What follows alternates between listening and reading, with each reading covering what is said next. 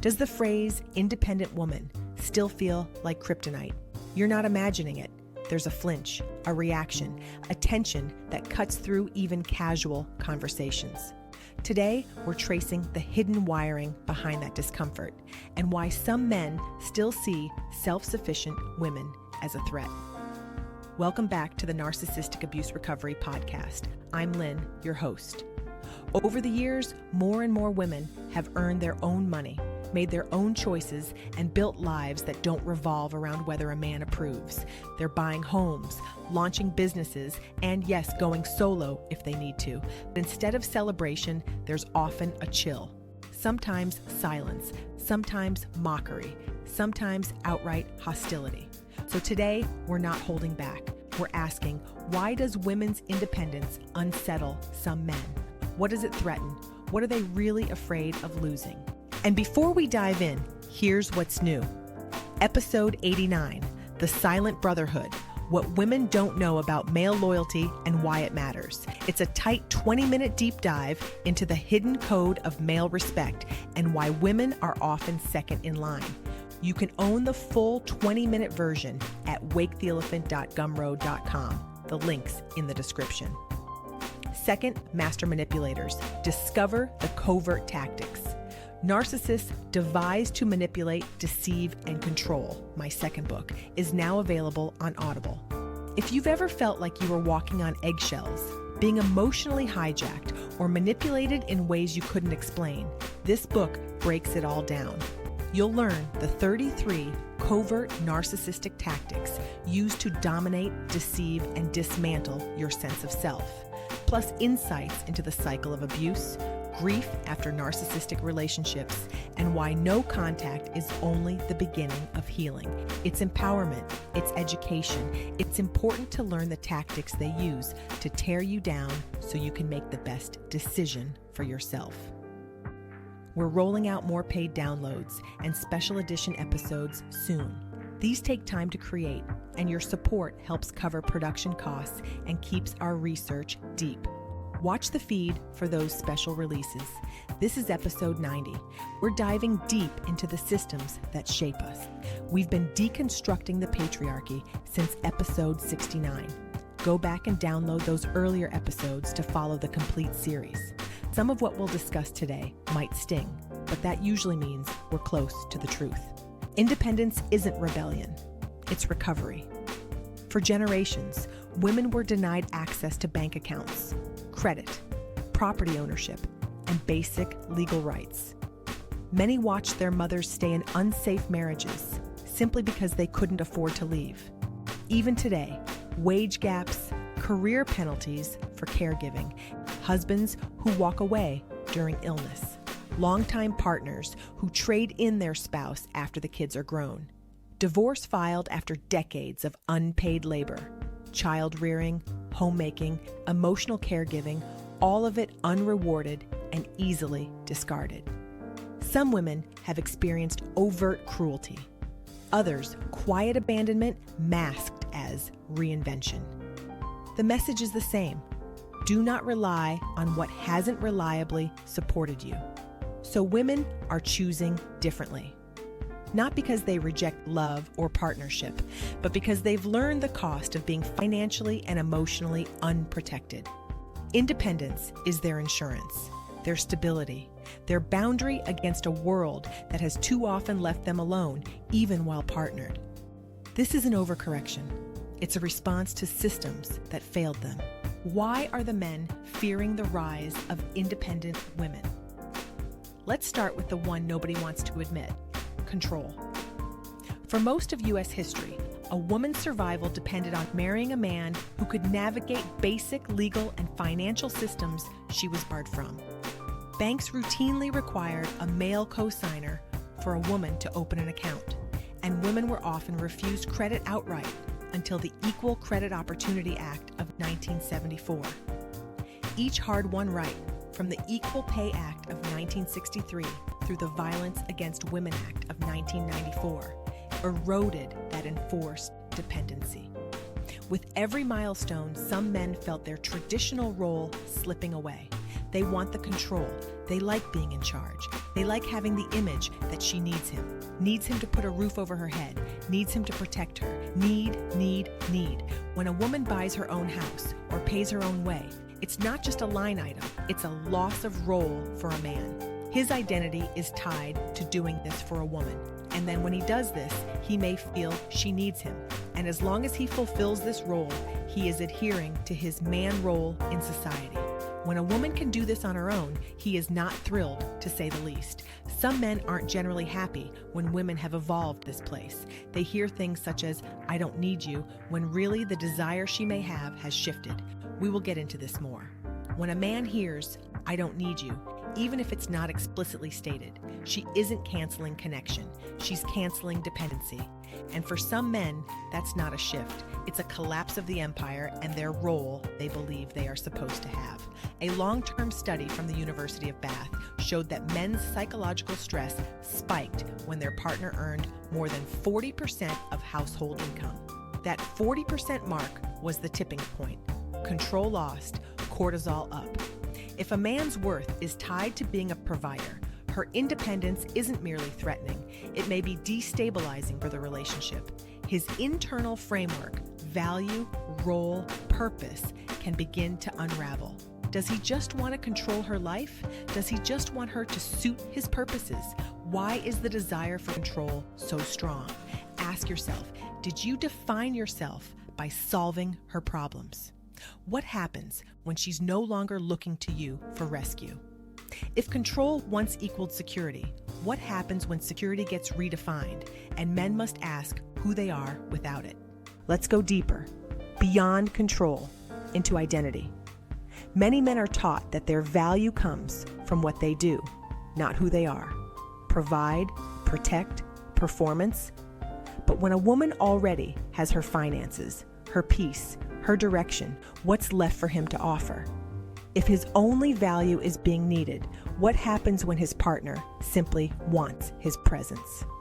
Wanting someone is a compliment, not a contract. Yet for some men, it may feel like being demoted from main character to extra. When dependency ends, insecurity can flare. This isn't just about bruised ego, it's about identity.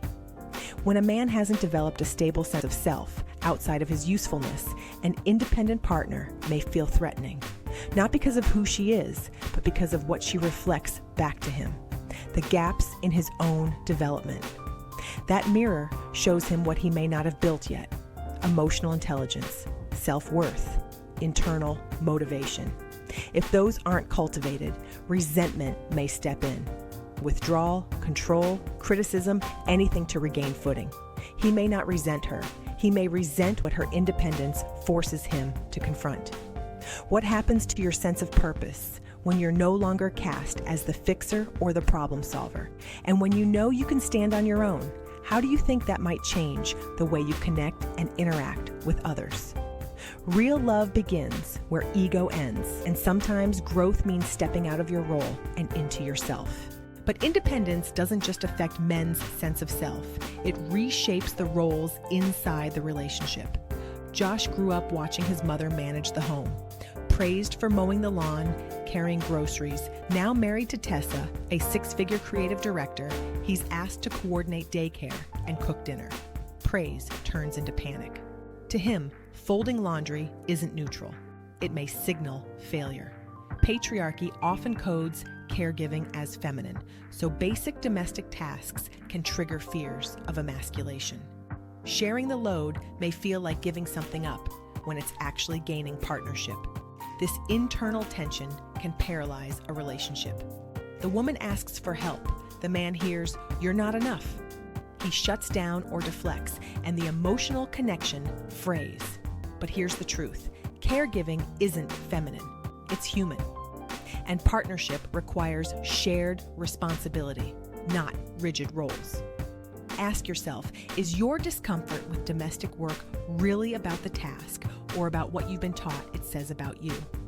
When we drop the script, we open the door to equality, and from there, a balanced, healthy approach to relationships can start to form. And when those roles get rewritten, the whole rule book starts to look different. We all grew up on some version of boys do X, girls do Y, but today's women are doing it all and doing it well. Some men freeze. If she's not following the rules, what rules is he supposed to follow? When gender roles are challenged, some men may not feel empowered. They may feel erased, but these roles were never identity. They were survival scripts, outdated ones. If a man never learned to revise his script, he may cling harder to the old one. Passive aggression, stonewalling, sarcasm. It's not always about her success. It may be about his confusion or about him seeing how he anticipates losing control of the situation. This is the unspoken truth. Evolving roles don't erase anyone. They invite everyone, but only if you're willing to evolve too. Ask yourself, are you clinging to a role or building a relationship? Are you trying to do everything right by societal standards, yet neglecting yourself in the meantime? Next comes accountability. The moment independence meets expectation. An independent partner brings confidence and standards. She'll question emotional availability. She may ask, why should I handle the emotional labor and the dishes? Some men may interpret these questions as attacks, but they're invitations to show up. Fear of accountability often hides fear of inadequacy, because once you see your habits clearly, deflection, avoidance, entitlement, you can't unsee them. Presence requires accountability. Ask yourself, when confronted with your shortcomings, do you grow or guard your ego? These questions are not easy. Take some time to digest them and pause the episode to think a bit before going to the next one. We've talked about personal responsibility. Now let's zoom out to the culture that shapes it. Peer pressure doesn't end after high school. A man who supports an independent woman can still be branded a simp or whipped. Those jabs aren't harmless. They're quick warnings to stay inside the old gender lanes. When someone's sense of strength depends on another person staying silent, that isn't strength, it's dominance. Cultural conformity may feel safe and protected as long as someone stays within the confinement. But what is lost? True strength adapts, respects, and grows. Another reason some men push back against women's independence is uncertainty, facing a blank page where the old playbook used to be. We've talked about cultural expectations, identity, and control. But underneath all of that is a more subtle discomfort, not knowing who they are without the role they were taught to play.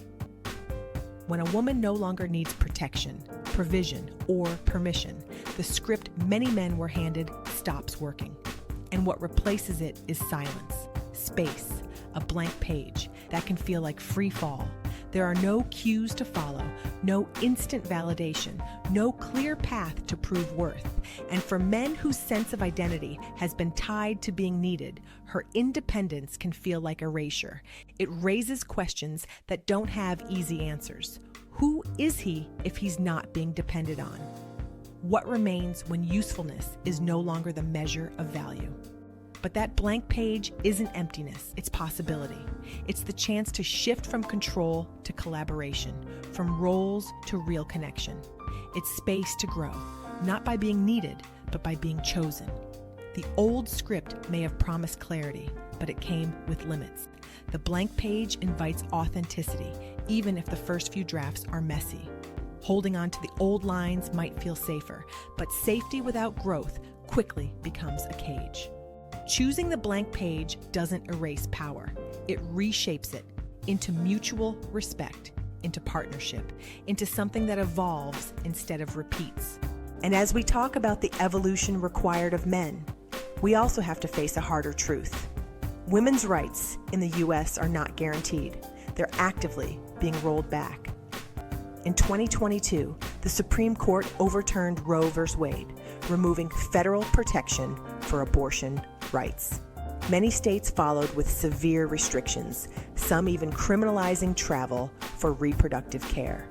Women's autonomy over their own bodies is no longer federally protected. As more women rise in influence, we've seen a resurgence in traditionalist rhetoric, online and offline, from influencers promoting 1950s gender roles to mainstream attacks on feminism. There are overt messages trying to encourage women back into silence and submissive roles. Wage gaps persist. Unpaid care work remains largely invisible. When women are stripped of rights, their economic futures are destabilized, not by accident, but by design. If today's episode made you think, share it with someone who needs to hear it. And don't forget to stop by our Gumroad store and download an episode. Thanks for listening. I'm Lynn, and this is another episode of the Narcissistic Abuse Recovery Podcast. Visit our website at movingforwardafterabuse.com for additional resources, and I'll see you in the next episode.